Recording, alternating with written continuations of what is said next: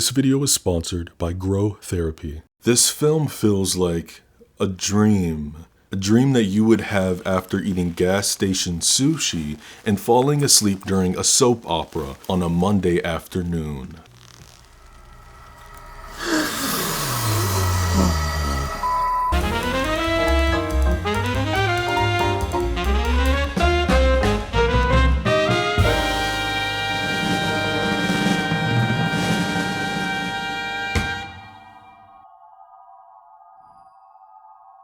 Blue Velvet is a 1986 neo-noir mystery thriller written and directed by the late David Lynch. The film stars Kyle MacLachlan, Isabella Rossellini, Dennis Hopper, and Laura Dern. On a $6 million budget, the film only grossed a disappointing $8.6 million in North America. This is what happens when you refuse to sell out, folks. Okay, no, I'm kidding, but seriously. I've seen various comments across a few videos of some people asking me to talk about a David Lynch film, which I'm quite surprised. I think, this might be the 46th, 7th, I don't know, I can't keep count video on here, and I'm kind of surprised that I haven't done a film by him yet. I adore David Lynch as a director, as a creator, and most of all, he to me is like the definition of an artist. The story centers a young man who returns to his seemingly perfect hometown of Lumberton, shortly before his quiet, predictable life is rocked when he discovers a severed ear lying in a vacant field. His curiosity won't stop tickling his pickle, and homeboy decides to investigate the mystery himself. This path leads him away from a safe, innocent world straight into the secretive, menacing underworld of drug dealers and a tormented nightclub singer, where innocence will be corrupted and our young protagonist will have to look chaos right in the eyes. Join me, why don't you,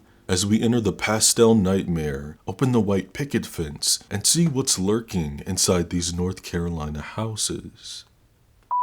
Before we continue this week's film, I would like, if I may, to tell you about today's sponsor, Growtherapy. Thanksgiving is right around the corner, and we all have that one auntie, that one uncle, that one cousin that we just want to cuss out. I'm sitting here trying to eat my mac and cheese and you playing with me. So instead of cussing them out, why not try to control that in therapy? You can filter Grow's therapist by identity, by gender, by language, faith, and so much more. There's virtual sessions, there's in-person sessions. Over 19,000 licensed providers. You have variety here, okay? And what's so amazing about this company is that everything is on your time. There are no wait lists. You can find a session. You can talk to your therapist at the morning, afternoon, evening, night, on the weekends. Come on. Grow Therapy works with over 100 insurance plans, with some sessions costing as low as $21 a month and some even costing $0 depending on your plan. And let me remind you, this is not a subscription service. This is a pay per session, which makes it 10 times better. I know you want to try it. Just do it. Just try it once. I bet you if you try it one time, you're going to keep going. Because it's a release. Therapy is truly a release. Get on it. So to learn more about Grow Therapy, head to the link in my description or scan the QR code that has been sitting on the screen and find that therapist. Find the right therapist for you. Thank you much to Grow Therapy for sponsoring this video. Now let's get down to breaking down this film, yeah?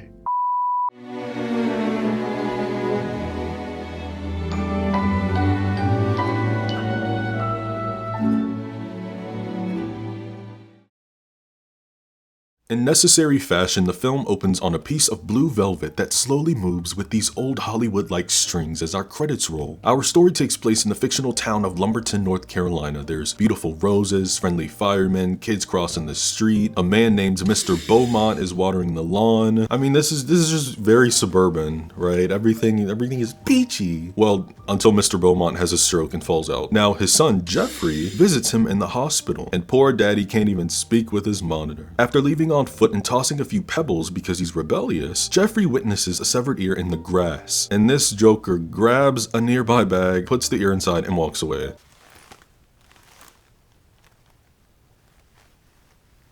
We meet Detective Williams, an old friend of Jeffrey's father. J Money shows him the ear he found, so the boys go down to the coroner's office. The coroner says it looks like it was cut off with a pair of scissors, and we smash cut to a pair of scissors cutting off a caution strip as a bunch of narcs search the grass where the ear showed up. That night, Jeffrey tells his mummy and Aunt Barbara that he's gonna head out and walk around the neighborhood. But what he actually does is go to the detective's house, whose wife answers. That blonde Barbie in the photograph is the detective's daughter. Mr. Williams tells this kid straight up not to tell anybody about the case, nor is he allowed to tell Jeff anything until it's all sewed up and figured out. When Jeff leaves, he hears a girl ask him if he's the one who found the ear, and that's when we meet Sandy walking out the shadows. It's very evident that she is the love interest here, and I mean, since she said that, you know, Jeffrey they gonna take a little long walk all around the park after dark so he can get as much information as he can. Her room is right above her father's office, and although cases get mixed up in her memory, one name keeps coming up: a woman singer who lives in an apartment building close by Jeff's house, and it's also close to the field where the ear was found. The detectives have had this woman under surveillance for a couple of months, except Sandy doesn't know what they found out because the woman isn't part of her father's case. Sandy takes Jeff to this woman's complex, telling him she lives on the 7th floor, and bro can't stop staring, so she's gotta pull him away. And they continue walking around the neighborhood, shooting the shit, and updating each other on their lives, and Jeff...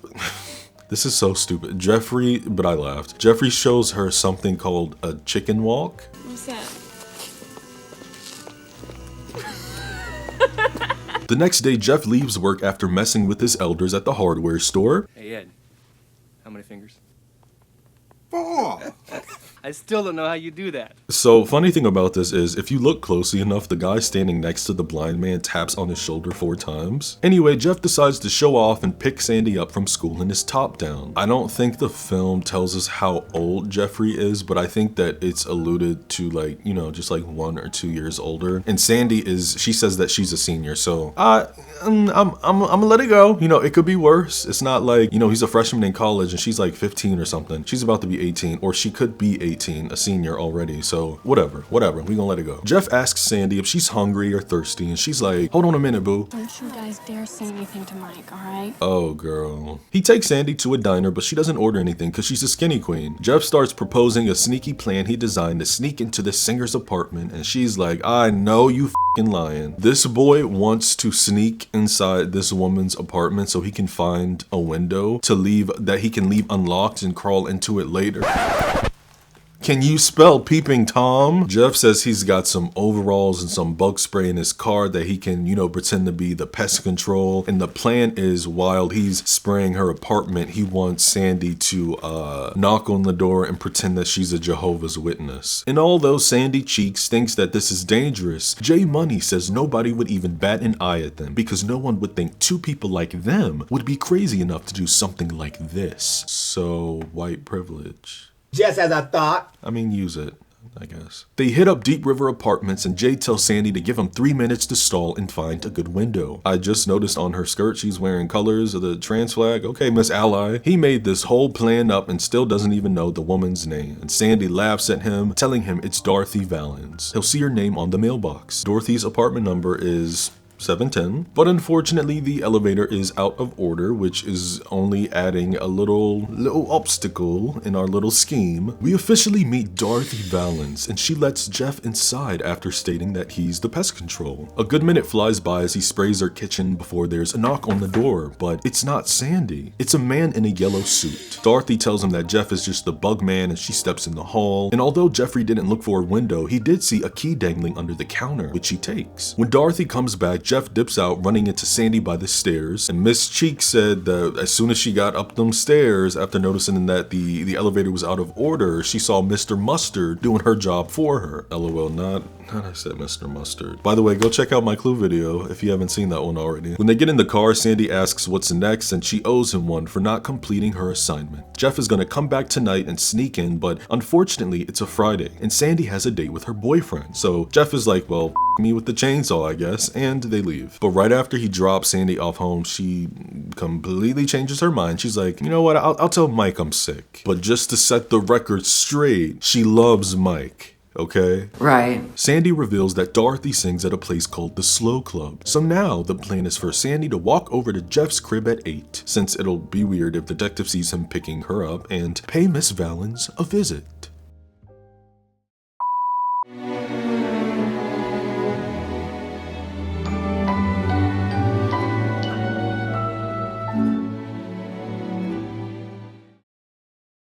Jazz music slips in as we fade to the Slow Club, and the friendly couple cheers to strange experiences while sipping Heineken, Jeff's favorite beer. I want you to remember that. A man then introduces Dorothy to the stage, calling her the Blue Lady. She wore blue velvet. The lighting on this stage is beautiful. I'm obsessed. Personally, if I was J Money, I'd at least wore some sunglasses or a hat or something, cause like, bro, what if Dorothy saw him in the crowd? On the drive back to Dorothy's apartment, Sandy is giving him looks and telling him that this is too dangerous and they shouldn't be doing this. Initially, he tells her to drive his car to her house and leave it there for him so he can just talk to her the next day and tell her how it went. But Sandy ends up changing her mind once again, and she says that she'll stay in the car until Dorothy arrives. She'll honk the horn 4 times when she sees her, and that will be Jeff's signal to know that she's on her way up. I don't know if you're a detective or a pervert. No, it's for me to know and you to find out. That's not cute. He knocks on Dorothy's apartment, stepping away from the door to make sure nobody's inside before trying the keys, successfully unlocking the door. Jeff starts looking through every room, and in one of them there's a suitcase with an empty child's bed. The hell? My thing is, how the hell would homie have even been able to hear her honk the horn? Because isn't, you know, if I'm not mistaken, this building is made out of like brick, and we also didn't establish if Dorothy's apartment was facing the front or if it was, you know, towards the back of the building. I don't know. Anyway, a blue vehicle pulls up to the front door, and Sandy waits for Dorothy and the man to go inside to honk the horn. But guess what?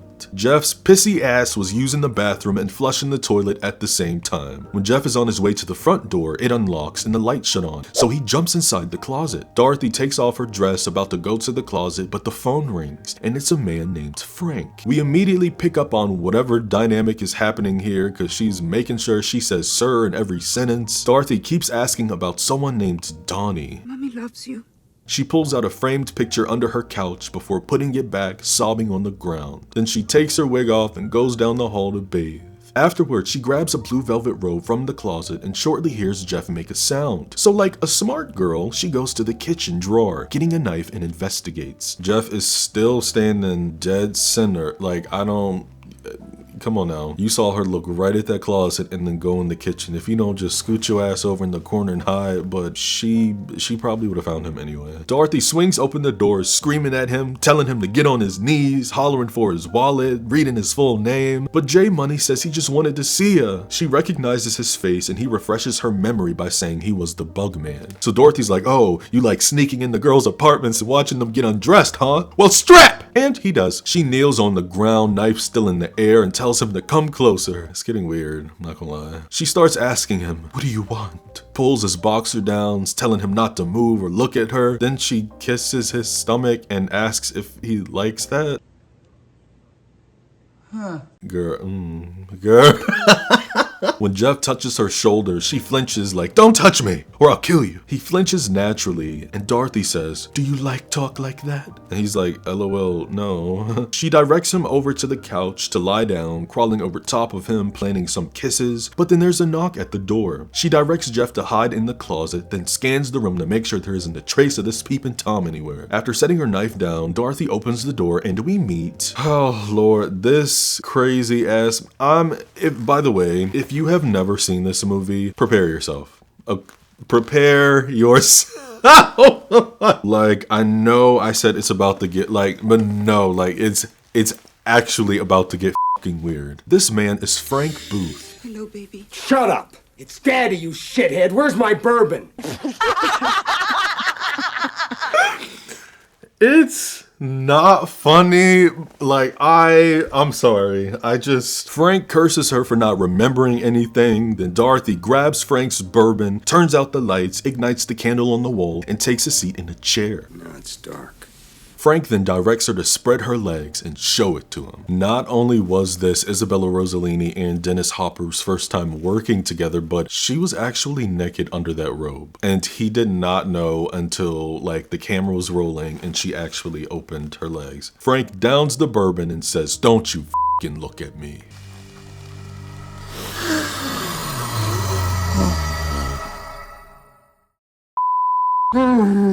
Oh, mommy, mommy, mommy.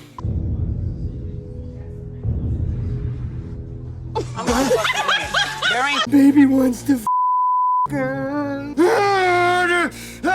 Get ready to you fucker! You fucker! My God, what the world coming to? What is so bonkers, bananas about this scene is that you immediately go from laughing to being genuinely horrified, because right after this, he like punches her in the neck, screaming, "Don't you fucking look at me!" It's like, oh my God, like what is going on right now? Frank says baby wants blue velvet, still inhaling.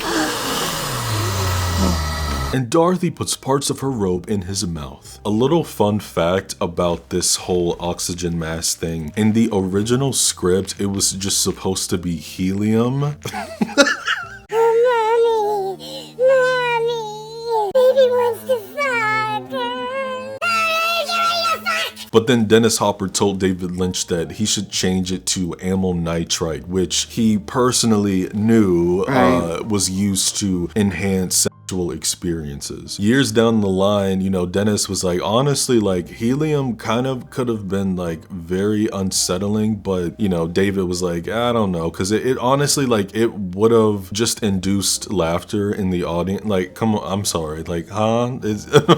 I mean, we're laughing anyway, but Frank tosses her on the ground, repeating, "Don't look at me," then puts part of her robe in both of their mouths. He says, "Daddy's coming home," then puts his hand between her legs. I think we know what's happening. An assault. Then this weirdo hops on top of her, dry humping her with these extremely unnerving rhythmic horns.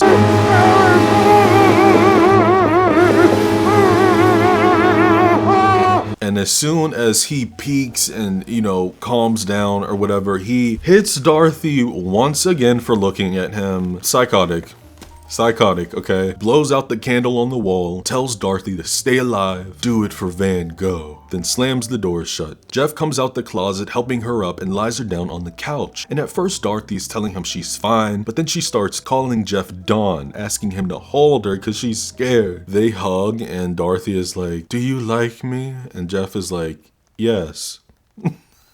Dorothy asks if he likes the way she feels, revealing her breast, telling this peeping Tom he can touch her. Hit me. Hit me. Hit me. Hit me. Hit me. I want you to hit me. But instead he rushes to put his clothes on as Dorothy goes to the bathroom mirror whimpering. Jeff announces he's leaving before quickly looking under the couch, grabbing the pic where we see Dawn and her son, and on the back of the frame is a marriage certificate. The next day Jeff is with Sandy and he's like, "It's a strange world, Sandy." Yes, it is. It sure is. He tells Sandy that Dorothy has a husband and a son who Frank's kidnapped so he can force Dorothy to do things for him, and he thinks that the ear he found in the grass belongs to this Dawn. Maybe some way as a way to make Dorothy stay alive, since she's quite, I can't really say this word, so I'll say what I said in my Heather's video. Soup of sides. Yeah, so stupid. I'm sorry, YouTube is very strict. But yeah, anyway, Sandy is telling him that, you know, you need to go to the cops, but he got all of his information illegally. And not only is that putting them both in danger, but it's not, it ain't proving nothing. Then homie starts getting emotional saying, "Why are there people like Frank in this world?" That's when Sandy tells him about a dream she had the other night about these robins and how dark their world was without them, until all the birds arrived representing love, bringing down a blinding light of love. Translation: Sandy thinks that there's gonna be trouble until the robins come. You're a neat girl. So are you. Jeff goes back to Dorothy's apartment, and at this point she's asking what this little boy wants, even revealing she looked for him in her closet tonight. And Miss Dorothy doesn't know where J Money comes from, but she likes him, and he likes her too. We can see in another part of the room some curtains are moving, but we don't get to find out if it's just the wind or if it's somebody lurking. At the slow club, Dorothy's back on stage performing, singing her jam, and Jeff notices Frank in the crowd watching, holding the ripped portion of Dorothy's robe in his hands and looking all sentimental with his crazy ass. So Jeffrey musters up the balls to follow Frank and his crew. Mind you, no gun, no weapon, no nothing, but you out here playing detective. The building he followed them to was Frank's home, where he discovers his last name. And the next morning, we see J Money stayed there all night. He's late to pick up Sandy, which means that Sandy's boyfriend, remember him? Yeah, if you forgot already, his name is Mike. He saw all of it, catching Jeff picking her up while at football practice. And it's funny because Sandy briefly told Jeff to keep driving, but Mike already saw you, boo, so she's like, fuck. Jeff updates Sandy on his recent discovery. He's staked out at Frank's place and there's another man involved with all this who he calls the Yellow Man. This morning he saw Yellow Man go in Frank's apartment with them, and through this he was discreetly snapping pictures. The Yellow Man met another guy with an alligator briefcase where they climbed all the way up a set of stairs at a high vantage point, and in the distance apparently there was a murder, as well as a woman who had her legs broken. Sandy, for the 30th time, is asking him if he's gonna keep going with this. Babe, we know the answer. And Jeff is like, you know, every time I go and I play I Spy, I always see something new. I'm in the middle of a mystery and I'm involved in it now. By the way, when he says that line, I'm in the middle of a mystery, we are like smack dead in the middle of the film. You like mysteries that much? Yeah, you're a mystery. I like you. Respectfully, she's not. There's nothing mysterious about the character of Sandy. She's nice, sweet girl, but mystery, I don't see it. You know, I don't. I don't see it.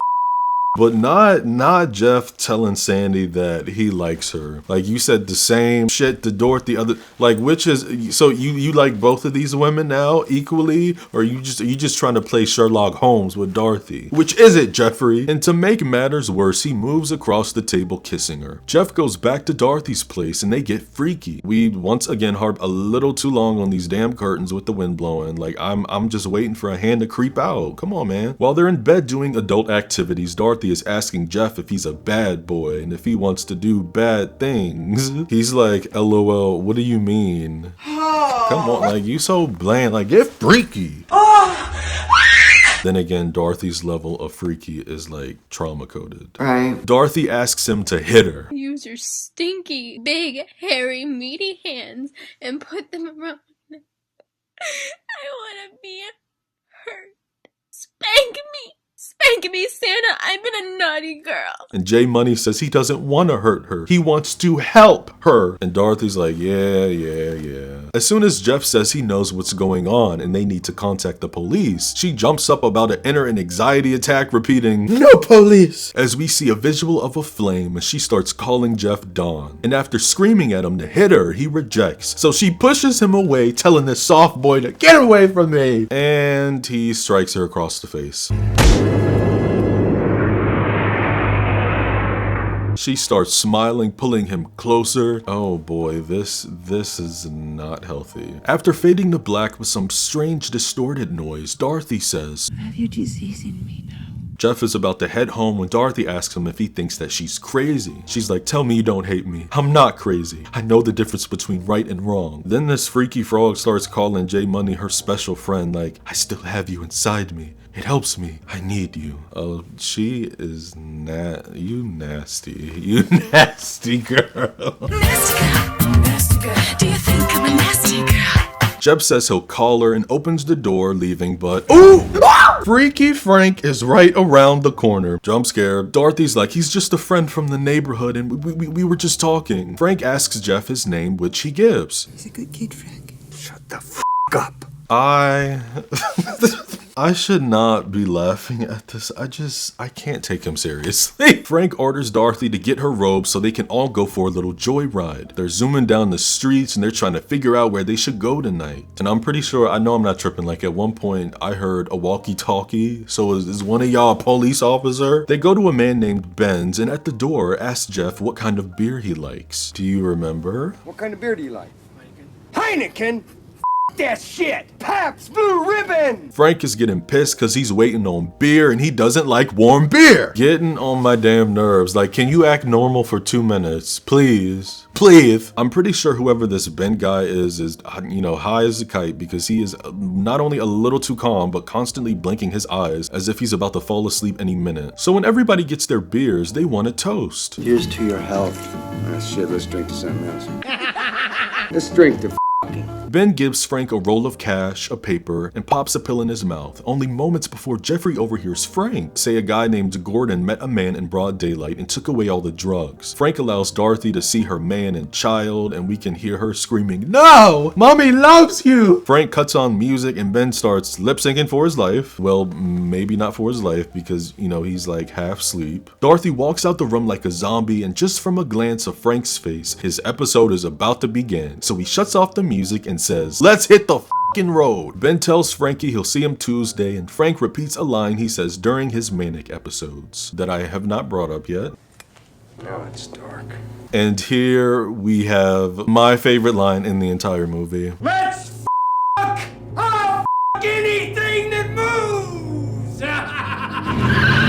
Frank is driving 100 miles per hour on the road, and after Dorothy asks where they're going, Frank says he's taking the neighbor out the country. When Dorothy looks in the back seat, this triggers Frank's episode, and he pulls the car over, telling Jeff not to look at him. I shoot when I see the whites of the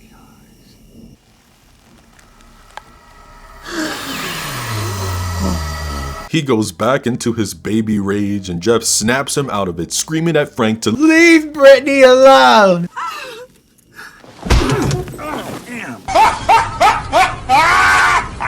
Oh shit, this nigga got some tennis balls on him. They pull him out the car and Frank rubs Dorothy's lipstick all over his lips and starts kissing Jeff all over, telling this young buck that he's lucky to be alive. Frank warns Jeff not to be a good neighbor to Dorothy or else he will send him a love letter. And a love letter is a cap. If you receive a love letter from Frank, you are forever. Then he starts playing with Jeffrey's hair, slowly reciting lyrics to the song from earlier as he smears the velvet all over Jeffrey's mouth. Then he starts flexing and telling Jeff to feel like his muscles.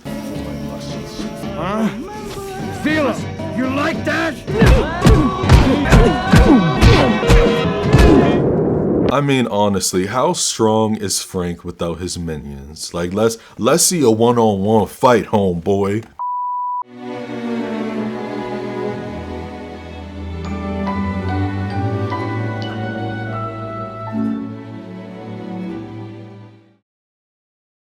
The next morning, he wakes up with dry blood all over his nose, a black eye, baby his toe up. He's near some town called Meadow Lane and walks all the way home, looking sad as hell on his bed. Like, this is what you get for getting yourself involved in some grown shit. He's having flashes of Dorothy telling him to hit her, which he did, and J Money burst into tears. Over a phone call, Sandy tells him he needs to give this info to her father, and she doesn't care if he mentions her or not, because this isn't about her. So he makes his way to the sheriff's office looking for Detective Williams.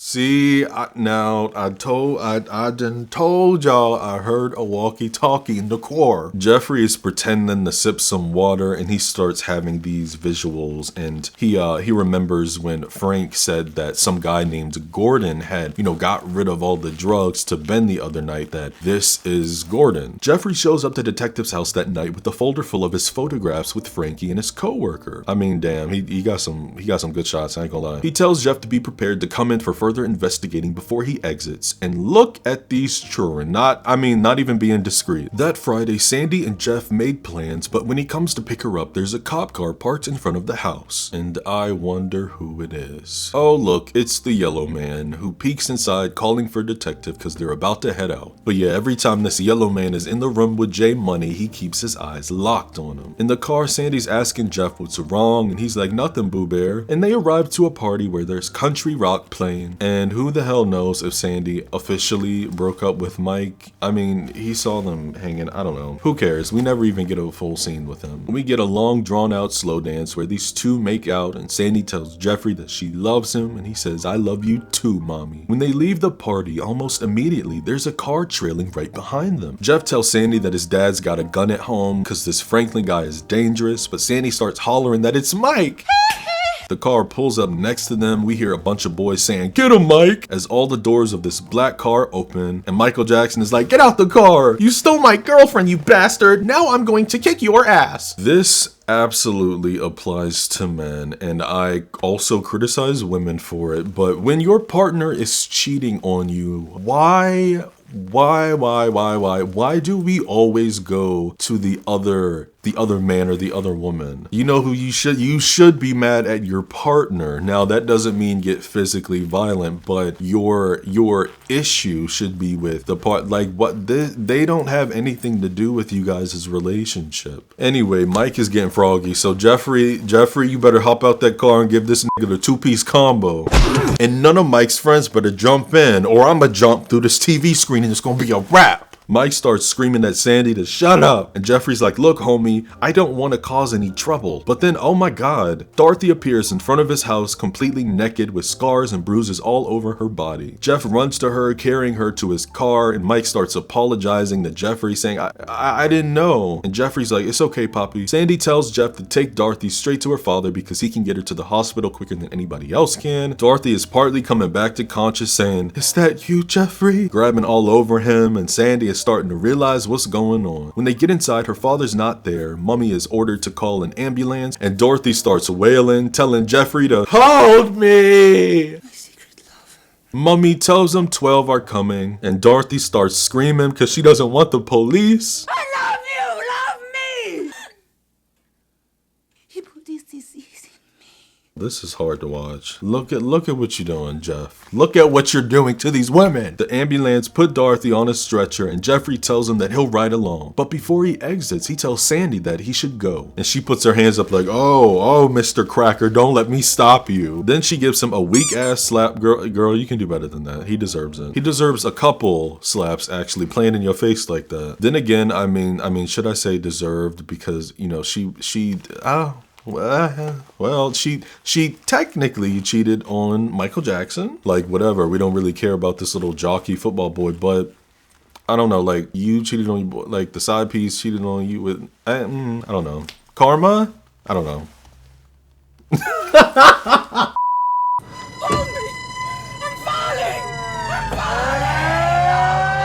If y'all don't give this diva an IV. Sandy forgives Jeff later, even though he lied. He's saying that he's leaving the hospital and requests that Sandy send the police to Dorothy's apartment. Laura Dern is doing more of her lip-mouth action whimpering. Sandy calls 12 and they have no idea where her father is. And something, and you know, I'm having my That's So Raven visions. It's just telling me that Franklin might have pop, right? Or the yellow man. Jeffrey sneaks in Dorothy's apartment, jumping back when he realizes who's in there. I'm so confused right now. How many times have I said that in this video? The TV is busted in, the yellow man's head is busted in, yet he's standing up. Then there's Dawn with his left ear chopped, a bullet in his forehead, and velvet in his mouth. The yellow man's arm spasms, knocking over a lamp, and we hear the walkie-talkie in his pocket, where cops say that they're outside Dorothy's complex. The song Love Letter Straight from the Heart comes in as we see quick visuals of police officers shot out on the ground. Shotguns and everything. Bullets is flying at the, this is ghetto. It kind of makes no sense, but whatever. And Jeffrey tells these corpses he's gonna let 12 find them on their own as he just walks out. But while heading down the stairs, he sees the man with the briefcase on his way up into the building and starts panicking. Jeffrey runs back to Dorothy's place, grabbing a walkie-talkie to let Detective Williams know he's got no way out of here. Then throws it down, realizing that the enemies have a walkie-talkie too. And somebody tell me if I'm missing something, but like, why is he just hiding in the apartment? Why didn't he just go to another floor and hide? You know, Dorothy's apartment is on the 7th floor, and it's not like you have to literally walk down every single hall up each step to go higher and higher. It's a single flight of stairs. Like, just hide on another floor. Sandy is screaming Jeffrey's name, running to Dorothy's apartment.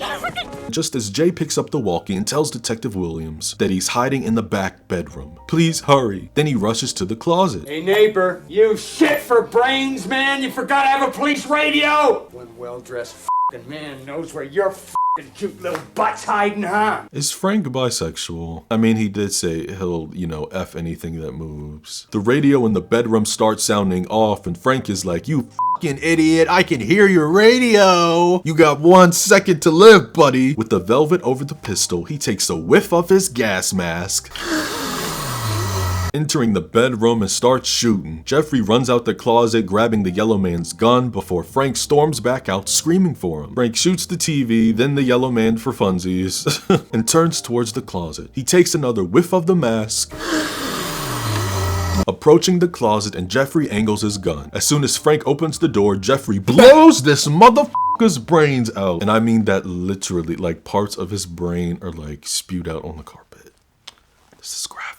Cops are walking around the complex and these kids are just standing in the middle of the hall making out. Be serious right now. We fade to white on an extreme close-up of an ear, zooming out seeing Jeffrey's ear, who's laying under a tree on a chair where he sees a robin. His father is up and walking again, recovering from his stroke. Everyone in the house is getting ready for lunch, and Jeffrey joins his aunt and Sandy in the kitchen looking at the robin he just saw. Well guys, it looks like the robins came. We fade to yellow tulips, more shots of waving firemen, another beautiful still of these red roses. Oh, I love the shot. And go to a park where Dorothy is looking healthy and happy. She's got her son in her wig, y'all. Off screen, she's singing Blue Velvet as the camera pans up to the trees and into the blue sky.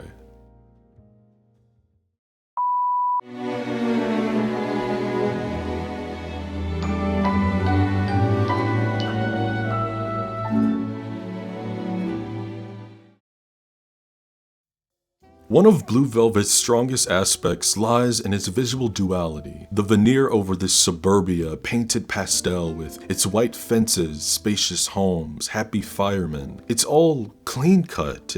It feels like the film is trying to push this innocence in your face. Look how peaceful it is here. Look how friendly it is here. But if you lean a little closer, maybe squint your eyes, you start to see some chips. Abandoned warehouses, worn down apartments, dark streets. Then there's Jeffrey the detective versus Jeffrey the pervert. I don't know if you're a detective or a pervert. No, it's for me to know and you to find out.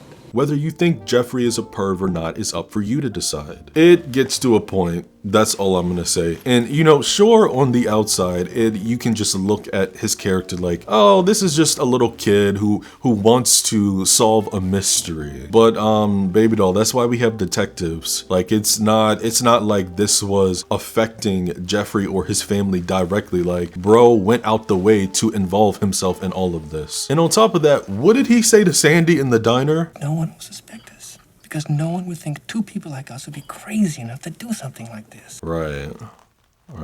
The audacity to design a plan that involves slithering your way inside a woman's apartment so you can find a window to enter and play I Spy is crazy. At what point does curiosity slip into voyeurism? The girl next door versus the femme fatale. One wears bright colors, has light hair, lives in a nice middle-class home, but the other is draped in blue and tinted fabrics. Dark hair, tormented soul, traumatized, part of a criminal underworld. A hospitalized father who needs a breathing mask after a stroke versus a man who calls himself daddy. It's daddy, you shithead. Where's my bourbon? I said, where's the bourbon?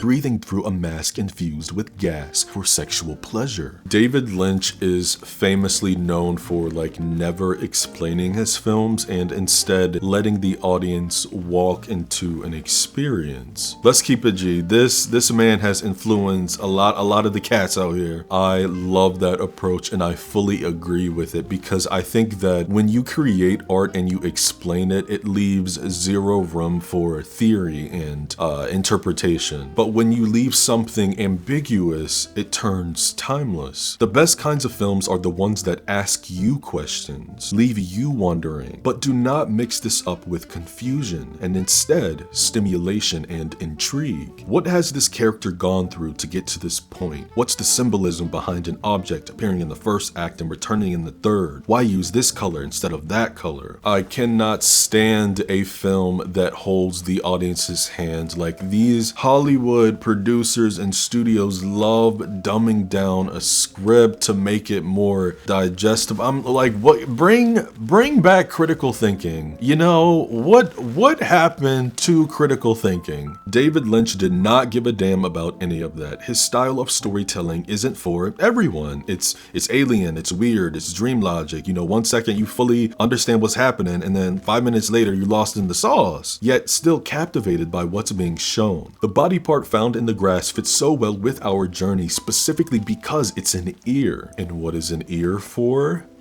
Hearing. What's Jeffrey doing for good chunks of this film? He's spying, listening, always discovering something new, as he said. Not only is it the catalyst for the plot or a grotesque physical image of the violence underneath this town's surface, but the shots where we pull in and out of this ear and Jeff's is the film's way of taking us to the other side, a hole into the mind. A gateway. Frank Booth is absolutely the most bizarre aspect about this film. His wild, animalistic outburst, in addition with whatever deep-rooted mommy issues happening, like, it's funny, but also deeply unsettling. I can't even sit in this damn chair and like try to figure him out. I'm not gonna bother, my head gonna start hurting. Apparently, Willem Dafoe was one of the first options to play the character Frank Booth. Y'all know that's another one of my favorites now, Willem Dafoe. That would have been so insane to see him play this, but Dennis Hopper held his own, especially considering how he's not that far off from Frank. Mr. Denny has openly discussed battling severe drug problems in the 70s. Like, damn, at one point, you know, he was found naked and hysterical in a Mexican jungle and was briefly institutionalized. He was made for Frank. If anybody watching this is like a therapist or a psychiatrist, I would love to see what you think about Frank or what you think he has going on here in the comment section. Please let me know. Some other casting choices I discovered was how Dorothy Valance was originally written for Debbie Harry, but Debbie Cakes was tired of receiving offers to play the weirdo after she played such a strange character like Nikki Brand in David Cronenberg's 1983 Videodrome, which was a film I just covered on the channel. Check it out. 80s teen icon Molly Ringwald was first offered the role of Sandy, but her mother objected because of the graphic content in the script, so Laura Dern was cast instead. Every time I look at Laura Dern, I just see Big Little Lies. Oh my god, such a great show. Makes me want to sit on the balcony in my beach house wearing a cardigan, drinking white wine, contemplating on divorcing my husband. It's not said directly or shown, but instead was understood in the script that Frank's kidnapping of Don Valance, Dorothy's husband, was a result from drug trafficking. Don had been a dealer who tried to go clean and become a police informant, so his former traffickers called in Frank to correct him. That's when Frank became obsessed with Dorothy, kidnapping Don and their son as collateral, but when Dorothy became soup of sides,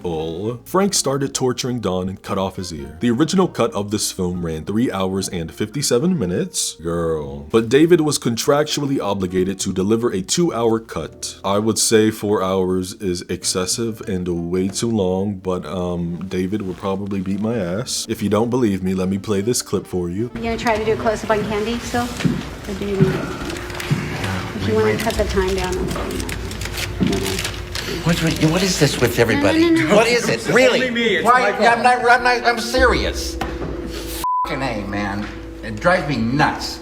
Who gives a f***ing shit how long a scene is? It is very rare to see him in that state. I love that video. It is so f***ing funny. Cause no, let my man cook. He's the director. Y'all gonna stop acting like this man ain't running shit around here. There are so many videos and collections, like compilations of just recordings of him, David being his authentic self. I'm gonna play you some of them, some of my favorites. What the f is David Lynch doing?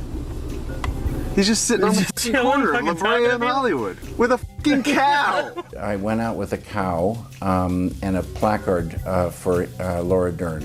And it was a necessity because I didn't have the money to buy ads in the trades. If you want to see the greatest performance of 2006, check out Laura Dern's performance in Inland Empire. Okay, good. Get her undressed and we'll do this thing. Yes. There seems to be a growing trend in Hollywood now where there's a lot of prominent product placements. How do you, as a filmmaker, feel about this growing trend? Bullshit. I'm so depressed I don't know what I'm doing. I have not got a clue.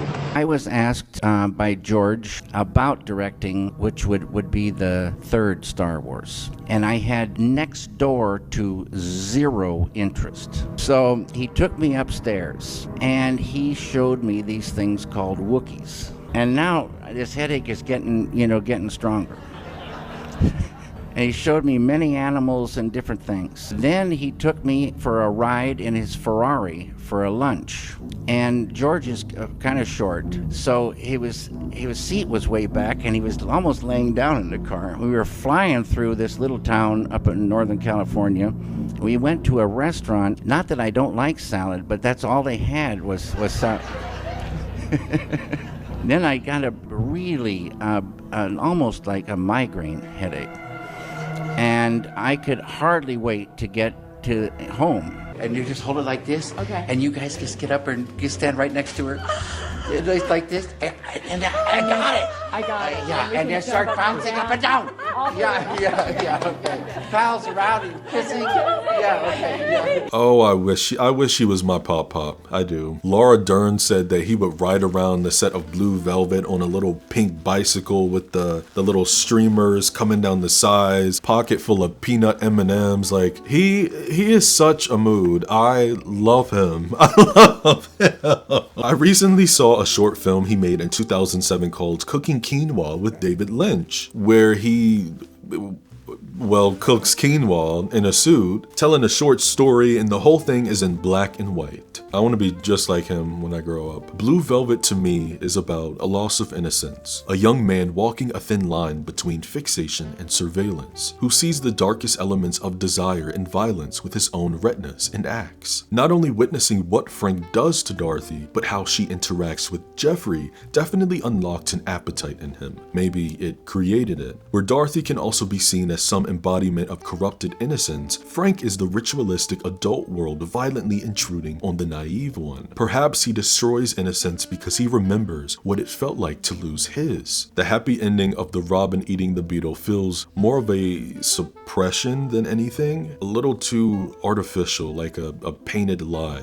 Jeffrey's story is a rite of passage. He doesn't regain the Garden of Eden, but chooses to build a new one with Sandy, fully aware of the serpent's existence. The artificial robin at the end eating the beetle I don't see as a lie, but a chosen truth, a rejection of the abyss, and a hard-won affirmation of simple, functional happiness. True virtue seems to be defined not by never having seen the dark, but by deliberately turning back toward the light after staring into it. What is your take on David Lynch's Blue Velvet? What's your favorite line of dialogue? Leave me a comment down below. If you're new here, I urge you to subscribe. Give your homeboy a like. It helps me out a lot. I would appreciate it. And if you're feeling extra gassy, turn on that bell notification so you don't miss a new video. And in the meantime, my friends, take care of your mind, take care of your body, and take care of your spirit.